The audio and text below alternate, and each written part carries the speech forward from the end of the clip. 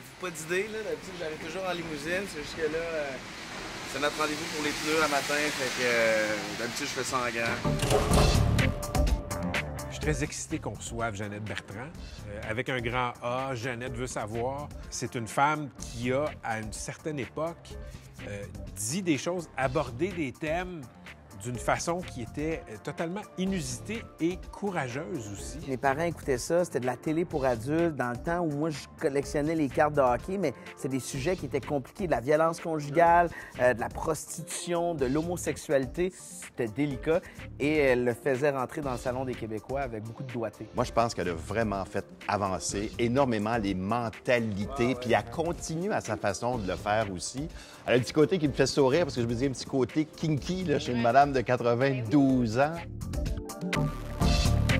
Valérie Plante, chef de projet Montréal, candidate à la mairie, qui se débrouille très bien dans les derniers sondages. Elle semble un petit peu moins arrogante que le maire en place et il mérite Coderre. Si Denis Coderre était venu en entrevue, je pense que j'aurais eu moins de difficultés à me préparer à cette entrevue-là parce que le maire a un bilan.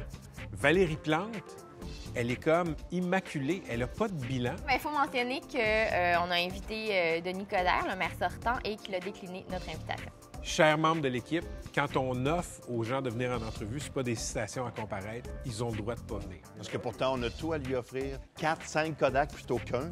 C'est tout ce qui attire le Coderre d'Amérique, d'habitude.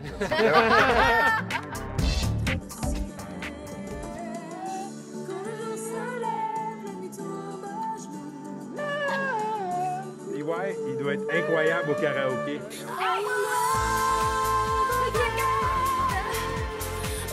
Elle vient de sortir son 4e album en anglais. Elle commence à faire une tournée mondiale dans les prochaines semaines et sera la prochaine coach pour la 6e saison de La Voix. Son album qui regroupe ses plus grands succès au Québec, je regardais les titres, puis vous me direz s'il y a un thème qui revient.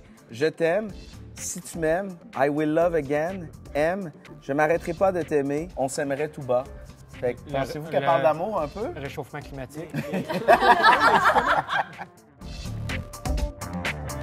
Cette semaine, on reçoit en Chérie vient voir ça une taxidermiste autodidacte qui s'appelle Mélissa Barry. Puis elle, en fait, elle faisait l'élevage de lapins avant. Elle aimait beaucoup ces petits animaux-là. Puis là, à un moment donné, elle s'est décidée, elle s'est dit, ah, tiens, je pourrais les conserver plus longtemps. Donc, elle a commencé à faire de la taxidermie. Et il y a de la demande pour ça? Vraiment. Ah ouais? Puis même qu'elle me disait, je lui parlais la semaine passée, puis elle disait, écoute, c'est en train, c'est plus qu'une passion. Là. C'est en train de devenir Un gang-pain? Un gang-pain. Je trouve toujours ça un peu lugubre des animaux empaillés. Je dois vous le dire. Ouais. Je veux être convaincu du contraire. C'était autrefois les chevreuils, là maintenant les lapins, puis demain ça va être les humains. Hein? On va vouloir garder grand-papa dans le salon, puis hey Maurice...